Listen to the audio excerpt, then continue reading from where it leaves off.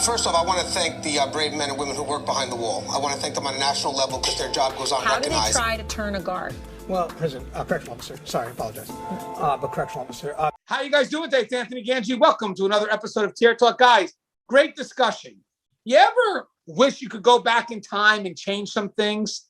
I think that's what our discussion is today. It's like that hindsight thing where I knew coming into corrections that this would be a career, but maybe I could have done things a little bit more on the front line that could have prepared me for this career, because I think it's in the front line where you learn the most. So what we're going to do today, me and Gary York, is we're going to kind of give, especially if you're those rookies in the profession, now if you see this as a career, we're going to give you some advice that you could do at day one that should help you progress if you decide to move up and secure a higher position, whether it's being a supervisor for the front line, moving to the administrative side, moving to the investigative side. I think it's very general advice that will help you prepare for that position. And it's going to be an interesting dialogue because we're going to figure it out along the way. But I definitely have some bullets I want to discuss. We also have, I said, Gary York, the author of Corruption Behind Bars and Inside the Inner Circle. What's up, Gary? Hey, Anthony, how you doing? Thank you for having me today. And it is a great topic and something that everyone coming into the profession should be thinking about on how they want to learn and how they want to advance and how they want to prepare their future. Yeah, so I agree, Gary. I think it's something where basically we need to kind of carry ourselves a certain way coming in, especially if you see this as a career. So the advice I'm trying to give you is the fact that you don't want to be a hypocrite. You don't want to, get that supervisory position and then start trying to tell people things that they need to do that you yourself never did. So it's going to be a very interesting topic. I think there's some good tips that we're going to give out to those people that see this as a career and they're getting ready to enter day one. And I wish I had this coming my way because I seem to be learning this every day.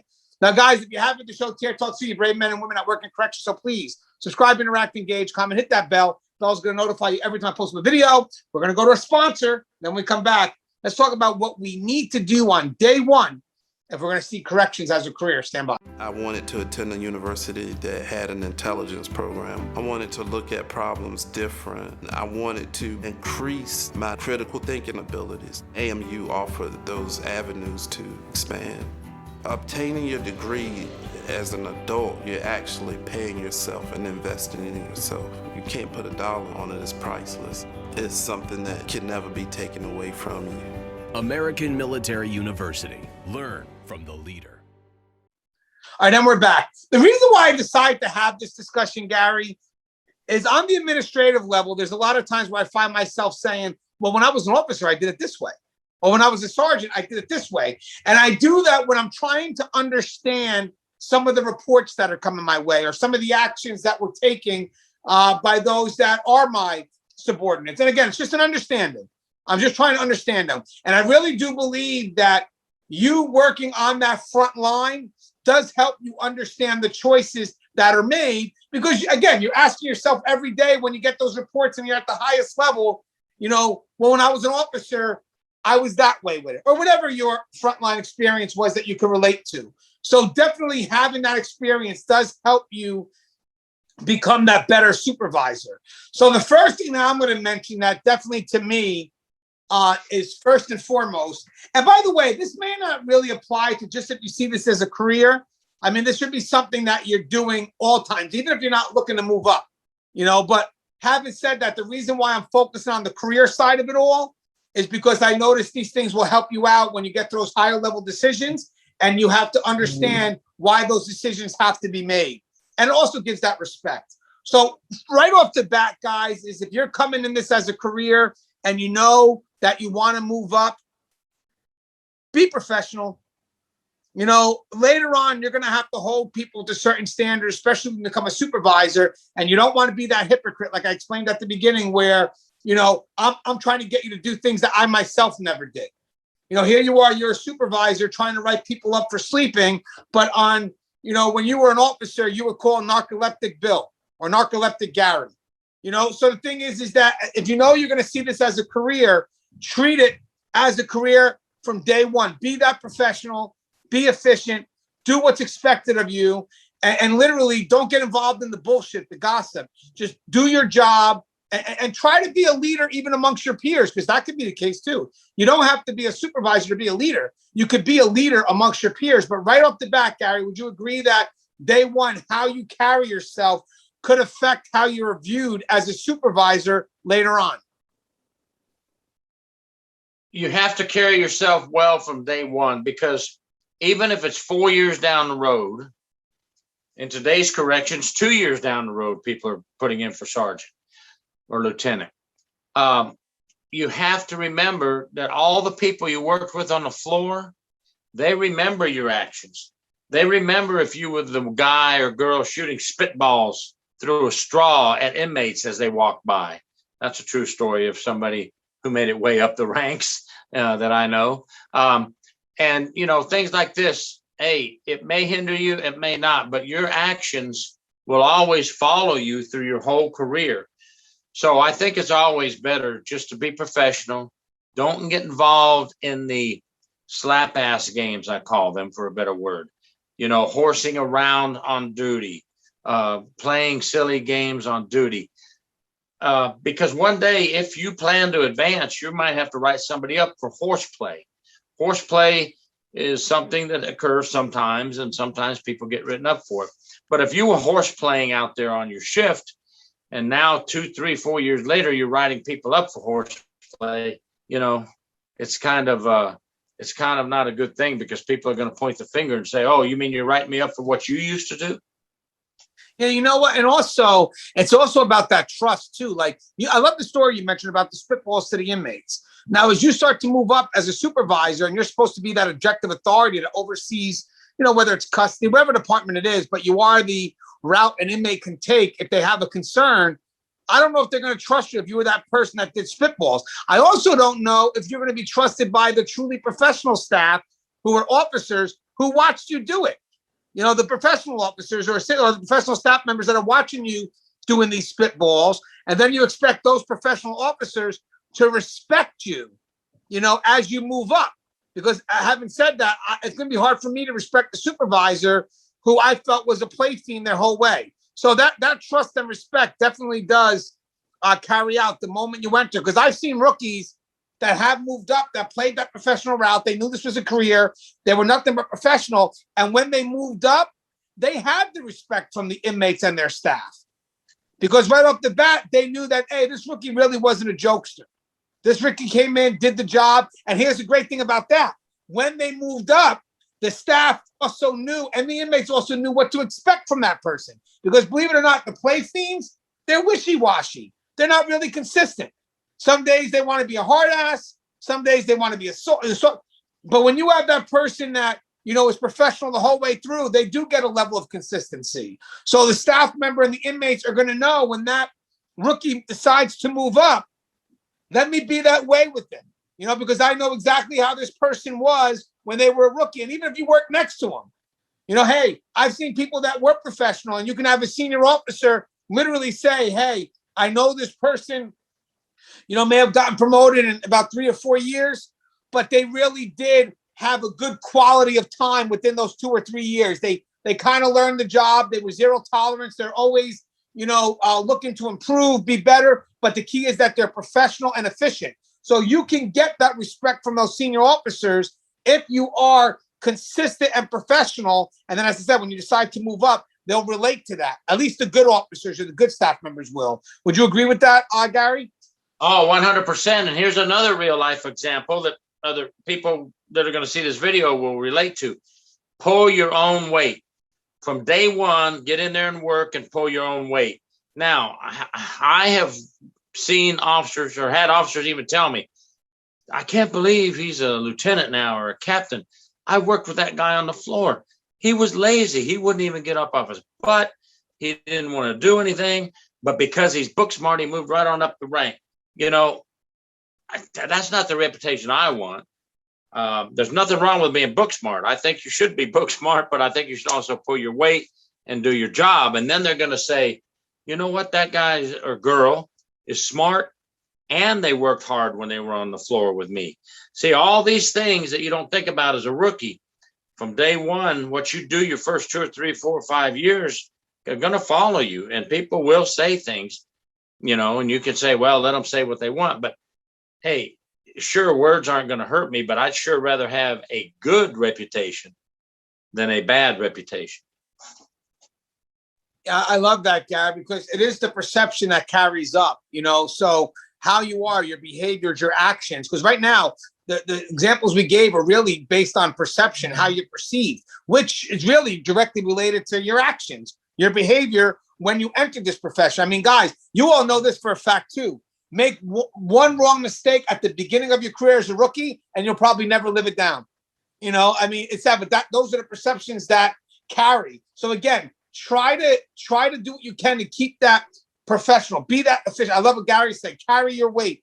These are all good perceptions that you want to have that will help you maintain a good reputation. Or even if someone goes to talk negative, you're going to have people that are going to defend you because they're going to know, no, this guy pulled his own weight. This guy was never a play fiend. So you're going to have people in your corner for the right reasons, for the right reasons. That's the key. So again, first thing we talked about was perception technically, but let's talk about also knowledge as well. Gary mentioned book smart. Let me mention something, guys.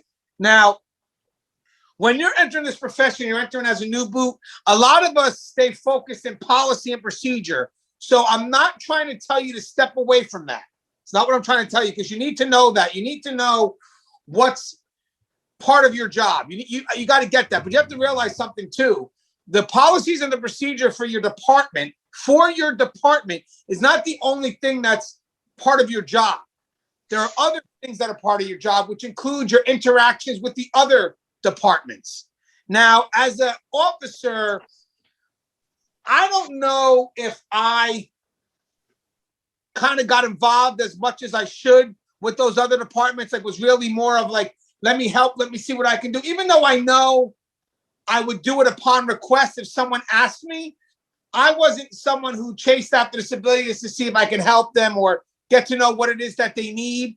I think there's a lot of value if you're going to start crossing into that administrative level, but even if you just want to learn the running of a facility and really just get an understanding of what needs to be done by the agency, is to really have those interactions with those other departments, get an understanding of how things work. Because I'll guarantee you guys, when you start to move up and you're at that high level and you start to look down, that's when you start to realize, like, wow, as an officer, I remember, or as a frontline staff member, I remember doing things this way.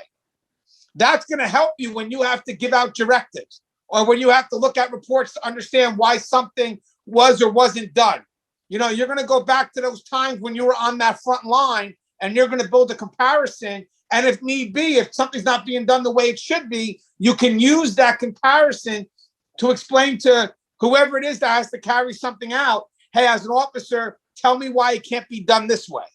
Because you're going to have some really grassroots experience connected to that. So again, the more you can learn from the dynamics of working with the different departments will definitely help you at every level of your career in corrections, as an officer, as a frontline, to every level of supervisory, but extremely, extremely helpful when you cross into that administrative level. Also, if I may talk on Gary's behalf just for a second, also even as an investigator, because in order to investigate people on if they're doing their job wrong, you have to know the right way to do their job. And that also can come not just from the investigation, but also can come from your experience. And in comparison, how come it's not being done this way? I used to know someone who did it this way. So again, that frontline grassroots is so important to understanding the dynamic of what really happens on the front line to really motivate the facility to carry out its mission.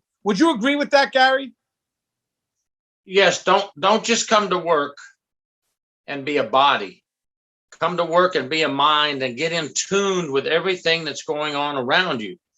Because when I got promoted to probation and parole, and I learned probation and parole, and then I applied to the IG office, who investigates not only the prisons, but also the probation and parole side of the house.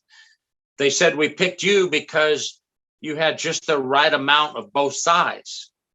So that's what I wanted to do. Okay, you may want to go up and be a warden one day. You may want to be the colonel. You may want to be the captain, or you may just want to stay on the front line. No matter what you do, if you know what classification is looking for, if you know what the wardens are looking for when they read your report, if you know what the investigators and the state attorneys are looking for, because you can't leave state attorney out, because in our business, a lot of the knowledge you have goes into your reports and it goes to the state attorney for criminal cases. So you are just benefiting yourself all the way around to making a stronger officer, and whatever job you choose, it's going to make you stronger. You know, I love what you're saying, Gary, because understand the perspective of what the other departments need can really also help you, again, even if it's an investigative thing, when you write your reports. You know, I know that when I write a report, the investigative agencies are going to be looking for me to answer this. So that helps you defend your case. And again, that really comes from you being in a position to have to do it, which usually comes from that front line, you know, level of expertise that you're going to get every day from working, you know, in your areas. You know what's funny too, guys? Sometimes I actually may push this next tidbit off on the agency itself, because the agency is also responsible for preparing you as it's a career. And they need to make sure that they don't do things that limit your ability to learn, your want to take responsibility and grow. Again, that's why I'm not a big fan of micromanagers. I love the transformational leadership aspect. But, you know, again, cultivating people to be future leaders, which means giving them a level of responsibility. But I want to mention something else too. So sometimes what happens is when we get hired as rookies, we could be put into spots because, let's say, someone's on leave. And I don't know how most facilities operate, but I remember a scenario where we did have a rookie that came in with us who, within a week or so, someone was out on leave and they wind up having to cover the housing unit. Now, that person wind up covering that housing unit for about a year or something straight because this person was out on leave for a while. So they had to cover the housing unit. Now, don't get me wrong. This person could run the shit out of the housing unit after a year, but because they had just gotten into the profession, they didn't know nothing else about how a facility runs. We, the classmates of this individual, have grown so much because we have learned the daily runnings of a facility outside of the unit. This person was really just tied to that unit.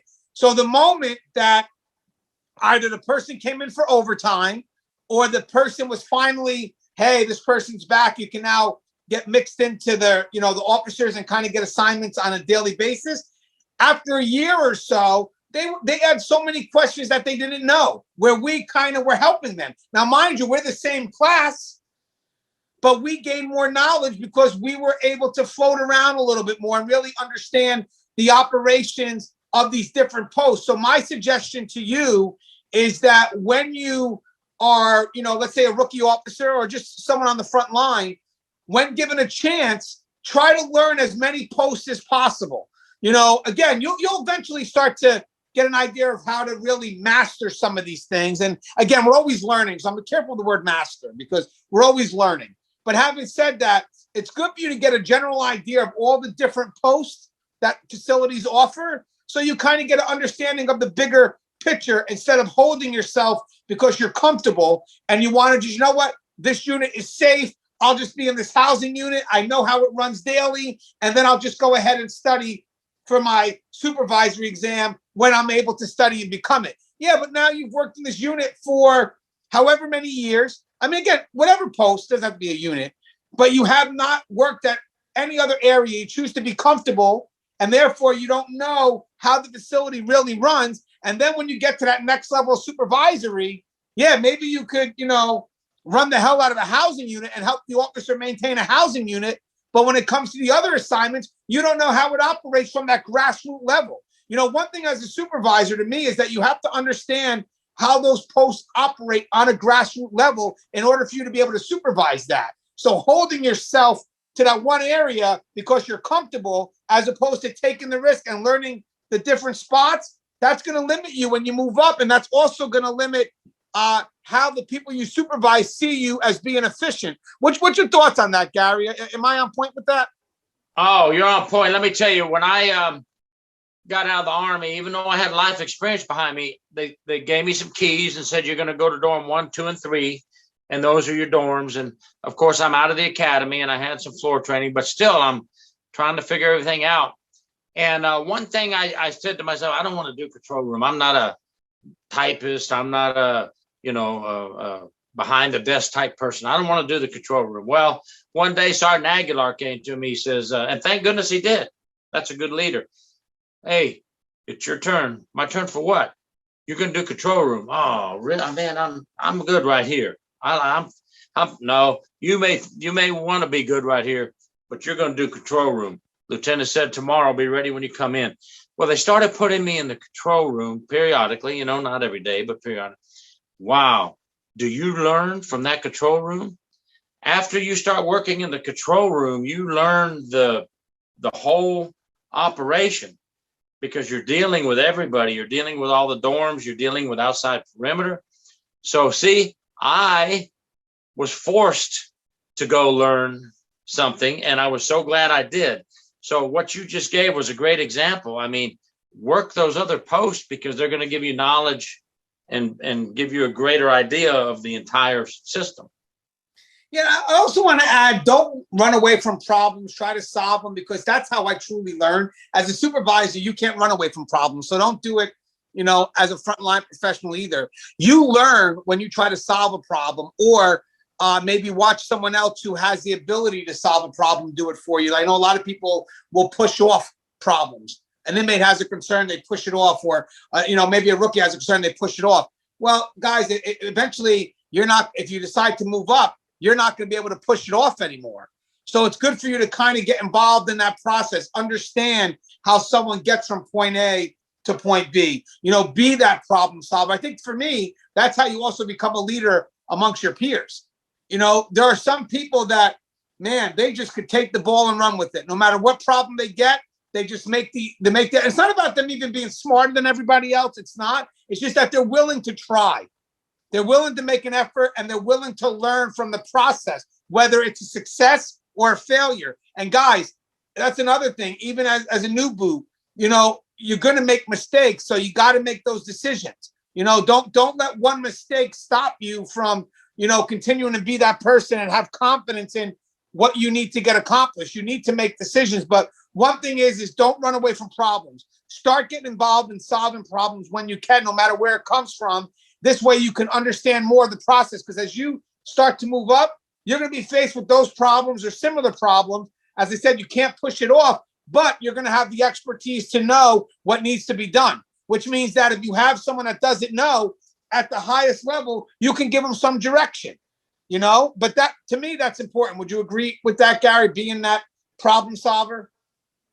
Yes, it's very important. You have to always remember that you're going to have a problem to solve every day in this business. So please be on your toes and be ready. Don't get caught short where they say you're going to be doing inmate transport. Go get the van and pull in the sally port, and you look at them and go, I've never done inmate transport. I don't know. Don't get caught short. Go out and ask. And if you're not learning these areas by being assigned there, ask, hey, can I do inmate transport next time you have one with the senior there, so I can get my feet wet in that? Ask to do it, because guess what? Most supervisors like it when you're a rookie and you say, can I do an inmate transport so I can learn how it goes? Because they need a body anyway to go do it. They should be glad to send you with a senior officer. Now, I have a very good tidbit. I don't know if Gary has any more after this. This could be our last one, depending. But it's a very good tidbit that I definitely want to cover. And guys, by the way, maybe next time around, we could have more specific discussions. Coming as a correctional officer, I want to be an investigator. What should I do right at the beginning? I want to cross an admin. What should I do right at the beginning? Things you need to know if this is the position you want to take. This is just more of a generalized dialogue that could apply to almost any position when you're looking to move up. But we could definitely have discussion. I want to be a sergeant. What should I know the first couple of days coming into this profession? But one last generalized tip that I want to do is, guys, how you carry yourself is going to attract the people that you connect to. If you carry yourself professionally, you're going to attract professional people. The officers, the staff members that are professional. If you're a play fiend, you're going to attract people that are play fiends. So what you want to do, guys, is you want to connect yourself to people who are professional, who can help you grow. And that also includes the supervisors. I know you can learn a lot from the good and the bad. I get it. But you really need to try your best to connect yourself to professional supervisors as well that are in that position that can show you the way. You don't want to just connect yourself to someone because they're a supervisor. And no, you got to know exactly what you want coming in and connect yourself to people with that same goal, that same vision of you being a professional, being efficient at your job, and every day trying to learn. So again, who you choose to be is going to wind up who you choose to connect to when you're at that job. So try to find the right people to learn from, both from your peers and also on that higher level. And that will help you all the way when you go that next level. Because believe it or not, guys, even when you look at that next person in the above position, that's always going to give you that step to look to. Because as an officer, let's say I'm looking to become a sergeant, I'm going to try to find a good sergeant I can mold after, I can model from. And then when I'm a sergeant, I may look at that lieutenant, because maybe one day I want to be a lieutenant, and then maybe one day I want to be a captain, whatever it is. You could always look the next level up, but try to connect with people that have the right goals and that also are looking to cultivate your growth and not stagnate it. Hey, Gary, what's your thoughts on connecting yourself to the right people? I mean, how many times, Gary, I got to ask you this because it does pertain to it. How many times have you investigated someone, not because they're a bad person, but they just connected themselves to the wrong people and got caught up in the wrong time with the wrong situation? 100%. You have to surround yourself with good attitude, integrity, honesty, and knowledge. And people with knowledge will give you knowledge, and knowledge is power. Now, as Anthony said, I've done investigations where I'm interviewing somebody, and this officer seems like he or she's a very good person, but they got hooked up in the wrong crowd and they got drug into an issue. I mean, we won't even talk about what kind of issue, but they got drug into a bad issue. Well, maybe we could salvage them. I always tell them, just tell me the truth. Don't lie, because I can't save you if you lie. But if they're honest, they'll tell the truth, and then we can salvage them. You got to get them away from those bad influencers. Right. And guys, also keep yourself up with current knowledge. All because something happens at another facility and it's quiet at yours doesn't mean shit can't happen at your facility. So I think that was a good thing the supervisor told me. Just, keep reading, keep being abreast, and just know the profession. And that's your job. And eventually all that stuff will play out as you move up. The stuff that you learn passively, especially if you're at an active facility, the stuff that you just learn passively. Be an active learner. But if you work at an active facility, the stuff you learn passively. There are certain facilities that are so active that you're going to get tons of learning moments, throughout the day. And there are some that maybe not be that active where you're going to have to search to learn. But either way, be an active learner, and just try to, take what you can. That's the key. I learn every day, and I'm at a high level, but I still learn. And I learn from all guys. Be willing to learn from all levels. That there could be good knowledge coming from beneath, good knowledge coming from above. Just be willing to learn from all around. Hey, Gary, anything you'd like to say in closing? Just follow some simple rules. Stay professional.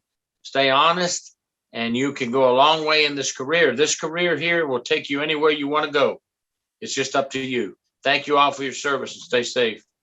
I'm going to put Gary on the spot because he has a YouTube channel called True Prison Stories. And I think Gary's next topic is, as a rookie coming in, if you want to become an investigator, these are things you should, be mindful of on day one. I can't believe you said that. I actually thought Anthony mentioned that earlier. I need to do a YouTube on that. That's unbelievable. So that's actually what I was thinking about.